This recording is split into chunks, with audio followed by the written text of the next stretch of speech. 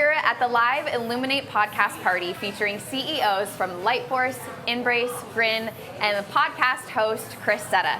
So we're gonna go in the back of the Speakeasy here at Bodega and see what's going on. We have an open bar, we have a selfie station, and over here is where they're gonna film the live podcast. Hi, I'm Kait. Nice to meet you. We're so excited to hear your live podcast tonight. I can't wait to do the podcast tonight. Yeah, it's going to be awesome. So what are you guys going to talk about? Oh, we are going to talk about a bunch of different stuff related to innovation in orthodontics and people that have great ideas and how they can bring them to market. Well, we can't wait to hear it, and thank you so much for inviting us all out. It's going to be a great time. Absolutely, Kait. We're so excited to hear you speak tonight. Yeah, man. Yeah, I'm pumped. Yeah, is this your first time on a podcast? Fourth time on a podcast, second time even on this podcast. Oh my gosh, that's so exciting. So I've learned so much from these guys and admire them for what they're doing. And actually, it's funny, John was, I would say, the first Ortho CEO that I really saw build something. I saw AAO 2019. Saw his booth. I said, one day we need to be like that company. Yeah. And so it's just, everything's kind of coming to fruition. Yeah. And getting to be on a podcast with him and Adam is just, it's awesome. Yeah, and now here you are. And here we are. It's amazing. Well, cheers. Have a wonderful night, and we can't wait to see you talk. Cheers. Thanks. We're about 5 minutes from kicking off the live Illuminate podcast party. In this room, there's great vibes, even better drinks, and we could not have done it without our sponsoring partners, Grin and Embrace. It's going to be a wonderful night, and we can't wait to keep you updated throughout the evening. Innovation begins with all of us, so find your creativity within.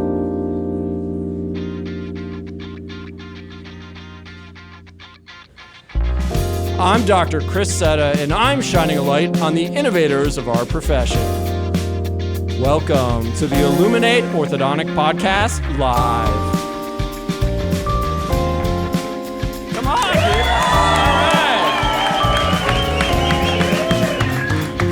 All right. On today's show, my guests are Dr. John Pham, Adam Schulhof, and Alfred Griffin. Well, welcome to the podcast, gentlemen. How are you?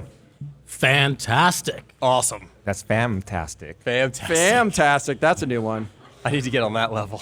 Welcome, everyone, to the AAO. Thank you for the AAO for having us. So great to be back in person. We've done the virtual thing. I know we had the winter meeting that Adam and I were at in Orlando.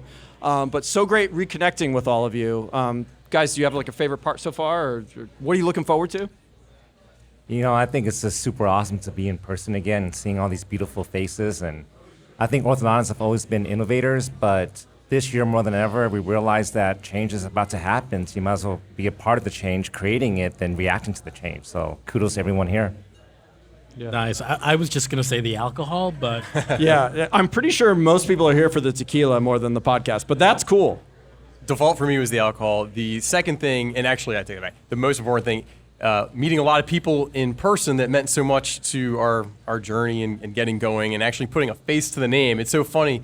You guys probably can relate. You see names come down that mean so much or practices, and you got to put a face to it. It's very special to see people in person. And I'm honored to bring all these people together. I mean, so many innovators here in front of us. I see Dr. Sebastian Baumgartel here, Justin Hughes, Danielle Zeifman. Who else are you guys seeing here? Tito. Justin's dad. Yeah. Extraordinaire. He's going to be following with a little magic show after the fact. That would be fantastic. We can do magic on the podcast. We're going to have to figure out how to do that in audio format. But. And then I think we've got to give a shout out to Kyle Fagala. Kyle, you still here? Kyle, it's an honor for you to be here. I saw a couple other podcasters too, Leon Klempner, Amy Epstein. We got the Ortho marketing guys, Dean and Jeremy Steinman here. Any other podcasters? Raise your hand if you're here. Tito's got his own podcast now. The Tito Drinking with Tito podcast. So speaking of drinks, guys, what are we drinking? Moscow Mule. Okay. A lot of detail there. Thank you, Alfred. Let's keep this going. It's great. I've got a Margrinita. Okay. What's in a Margrinita? I have no idea. but we've got Grin in the name, so it's got to be cool. Thank you to your marketing team, team, just so you know, I voted for Grin and Tonic. I thought it was just a lot shorter, sweet, and to the point, right? Grin and Tonic. Yeah. Okay, that sounds good, John. And do you know what you're drinking? We got here the Embrace Mosque Wow Mule. So a lot of wow in here. Wow. Okay, very good. And I actually have a mezcal margarita because this is a tequila and mezcal bar. And I don't know if many of you know mezcal. It's like tequila's smoky cousin. So I'll be feeling pretty good later. So let's talk a little bit about innovation. Alfred, I'm going to turn this over to you. Why do you think innovation is important in orthodontics? Well, I think it's a fun time for orthodontics to innovate because there's so much technology that applies to us that is really coming of age. And so, I think it's a lot harder for a big company to tell orthodontists what tools and products they should buy and use versus orthodontists, create those ourselves and bring it to market with other orthodontists. So I think it's just the timing of all the technology that's coming of age, becoming mature enough to be applied to help people, help patients, help doctors. Okay, awesome. Absolutely. Adam, any thoughts on this? I think, we talk about, okay, we're in person finally now, right? We've all gone through this pandemic. There's been so much going on. It's opened up our eyes and ears to change to some extent. And, when I first, and I'm sure you guys experienced this too, we go out as orthodontists to fundraise, and the first thing that we hear from a lot of investors are, wait a minute, you're going to try to change the mindset of doctors? Oh my God, have we been burnt on trying to change the mindset of doctors, right? And what's actually happened now, whether it's the pandemic, it's the right time, the right place, is that, John said it a little bit as far as what's most exciting in seeing people here. It's not just people, but people with open minds. And, similar to what Alfred's saying, it's really that our specialty is ready for a change, right? Whether we've been thrust into that because of outside factors and outside companies that are trying to do this without us or other reasons, but everybody here is actually understanding for, I think, what's the first time in a long time that our patients are looking for something different, they're looking for something better, and we've got to meet them where they are. I love that. John, any thoughts on that? I totally agree. Embrace, we've been doing this for, quite some time now. And when I first went out there trying to raise money to change up how we straighten teeth, people thought we were crazy. And through the years, you see more and more folks kind of going in and going, hey, you know what? I think ortho can be done differently. You know what? Maybe there's a different type of consumer that's looking for, what we're doing. I call it the blue ocean. But when you think about innovation, it's a lot more than just tech. It's tech, timing, team being all of us here. And I think more than ever, orthodontists are just ready for change because they know that, without change, it's just stagnation. Yeah. Can I get another blue ocean, by the way?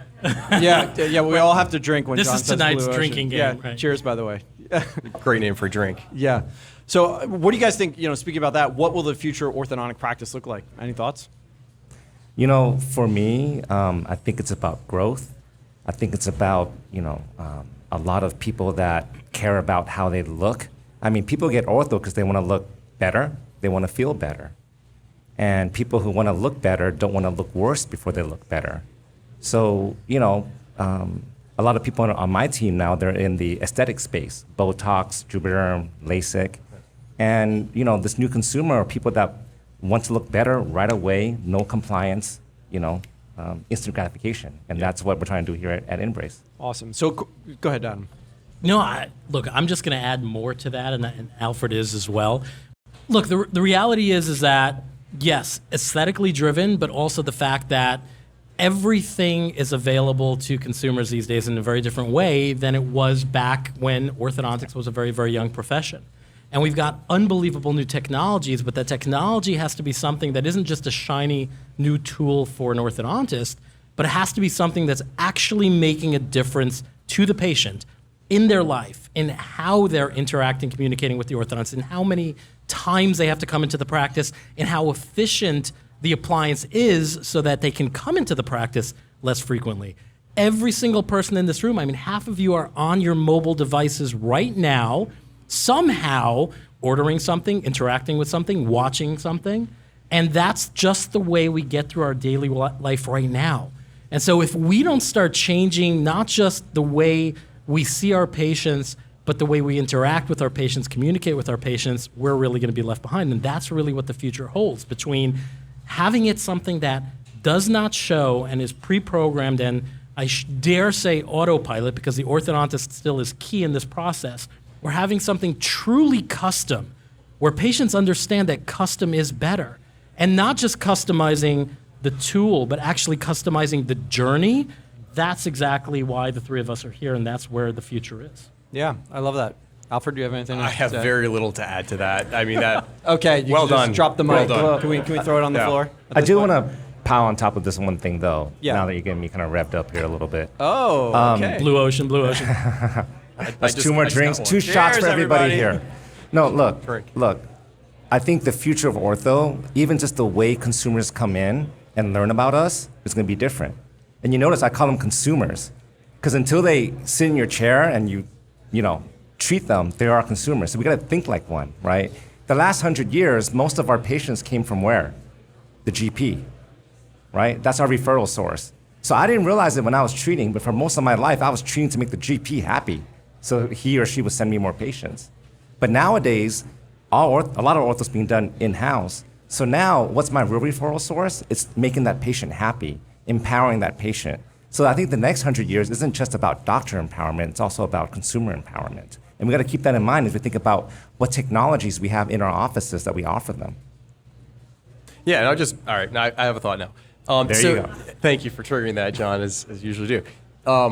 I think doctors are in an interesting position. Two groups like Thank you, Tia. influence modern consumers. It's either the companies or the doctors. And I think orthodontists are more empowered now than they ever have been, especially because they've retained, a lot of them own their practices or have their name on the door, and they get to control what happens in their practice. And as you do that, you have an opportunity to meet the modern consumer where they are and actually help talk about your practice. You have that opportunity to own the product, and the product is you.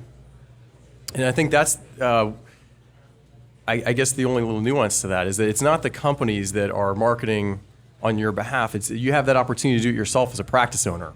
Yeah, I think that's a really great point, Alfred. Just to transition here a little bit, in terms of other ortho innovators, who are people to keep an eye on? Oh man, there's so many. I mean, first of all, I know know. everybody here in this room is here because they're inspired to do something different. And, innovation to me, I think a lot of us think about innovation as like gadgets and widgets, but innovation can be so many different things. Innovation in how you market, Leon over there. Innovation in how, you do business models. I mean, we got some of the Smile Docs folks over here, all right? Innovation in how you do patient management with, remote monitoring and those things.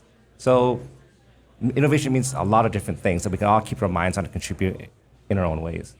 The one thing I'll add to that is one of the most exciting and just the things that make me happy is when I'm seeing customers of Grin, for example, and I'm sure you guys feel it too, actually taking what we've built and using it in even better ways. Yeah. Right? I mean, even our remote consultation initially was a forward-thinking doctor saying, hey, this is fantastic for monitoring, but I'm actually going to use it on the front end to be able to start reaching out to patients well beyond even my geography and give them consults and get them into my practice. So when John said we're in a room full of innovators, every orthodontist that gets this, gets it fast, turns that on, starts transforming their practice to really employing some of the things that we've built out as the widget, but now they're actually employing not even the ways that we originally designed. That's real innovation. We're seeing the same thing, Adam. Like we say all the time at LightForce, we don't really own the product anymore. It's like we're getting feedback from the customers. They're telling us what to build because they're using it that innovative way. That's a cool thing. Awesome. So guys, just to transition here a little bit, what advice would you give to like maybe someone here in the audience who thinks they have like the next big orthodontic idea? Obviously, the three of you sort of ventured the company, became CEOs. That has to be a difficult route. As you guys know, with the precision aligner buttons, I ended up licensing that idea. Like, any thoughts? Like, what would you recommend for someone that has an idea for either a product or a service in orthodontics? Talk to somebody and know what you're getting into. It's we started, at least as a LightForce, and I've had the same conversation with John and Adam. It's hard to prepare for starting a company and the pressures that come with it. When you have a large number of people that work for you, you're building a medical device.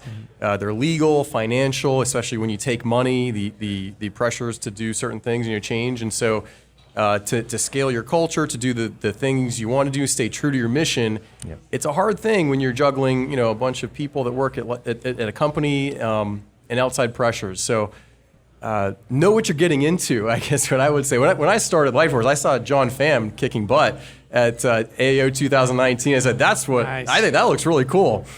We didn't get to know each other as well until like a year later, and stayed close ever since, but learned a lot. It's not all fun and games, right? It's tough. Yeah. I think orthodontists, we've all gone through residency, and I talk about this a lot. We're masters at multiple choice questions. Is it A, B, C, or D? A, B, C, or D? And then we all get out and we all open our practices, and guess what? It's not A, B, C, or D. It's this blank slate.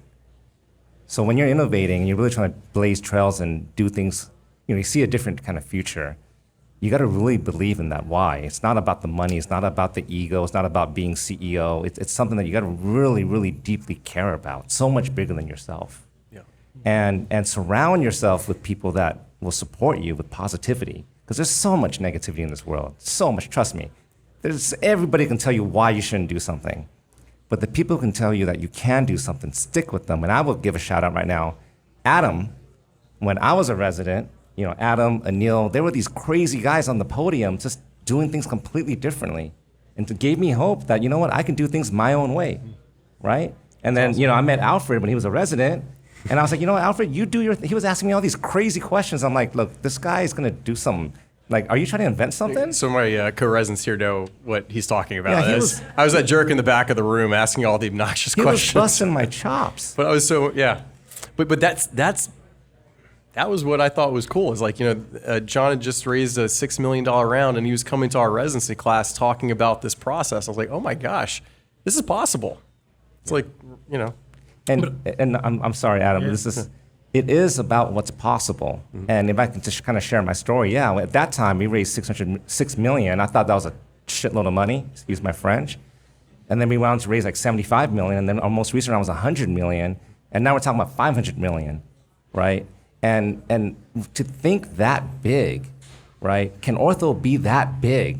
That's the question. And so everybody here, I want everybody to just think, right? If Elon Musk came in and said, I'm gonna do ortho, how would he change up the world? How would he change up our industry? Yeah. And if we know he could change it up and make it different, then why can't we? And that's the big mission here at Embrace. Good. The one thing I'll say is, the reality is John saying, can it be that big? The answer is sitting right up here, and it can. Mm-hmm. Because when you think about the money that these two guys raised over here, you understand the way the market is looking at not what we're doing right now, and okay, fine, fuck it, blue ocean, but really what we can become and what's really out there. That's key. And the only other thing I'll add is be true to yourself, because the question really was, if any orthodontist in the audience is thinking about doing something like this, where do you see yourself in 5 years? Do you still want to be a clinician? Do you not? Understand how much work, effort, energy it takes from your clinical life, from your social life, from your personal life. And if you see yourself still being a clinician, that's totally cool. Then you need to surround yourself with the right people that can implement for you. So it was your idea, and then you have to really give it to somebody that can run with it. Because we have so many great ideas, and I know all throughout my careers I had great ideas and zero ability to implement.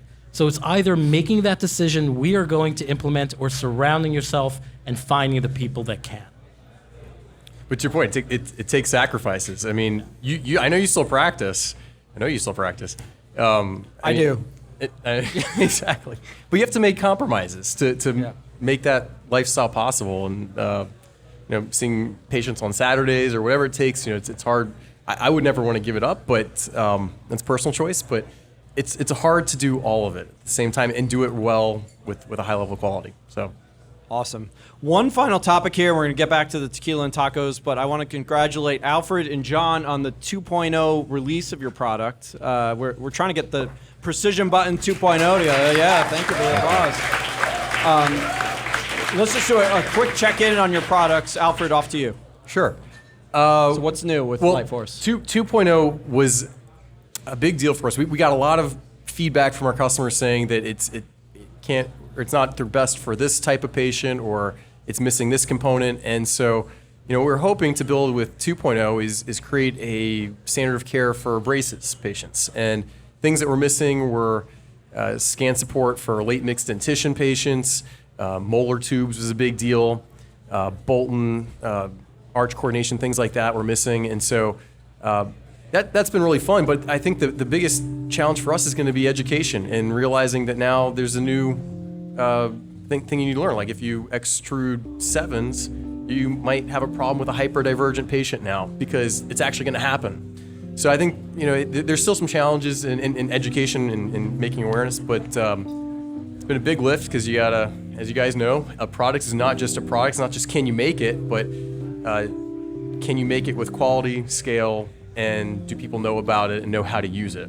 So there's a lot that goes into product development beyond just building it. And John, what's new with Embrace 2.0? Yeah, so thanks to the amazing feedback from all of you guys here, we really built in more patient comfort, great outcomes, wide array of cases that you can treat, and even better autopilot features. If you don't know what that means, please log into www.embrace.com and you'll learn more.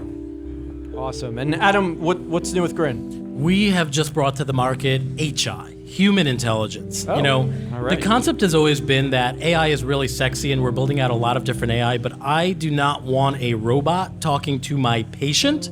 I want a robot giving me or my practice information, and then a human being talking to our patients, because even with this cool stuff that we have going on, it's still about that patient connection. And so I want that connector always to be a human being.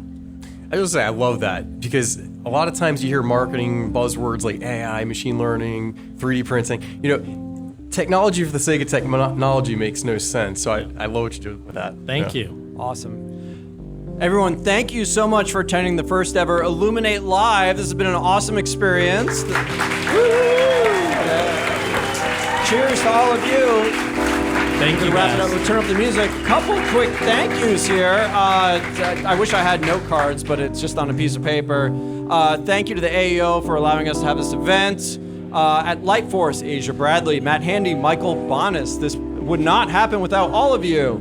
Shay Awasania, Matthew Wang from Embrace, special thanks. With Grin, Jillian Kabansky, she is awesome. My Blue Wave Orthodontics team is here.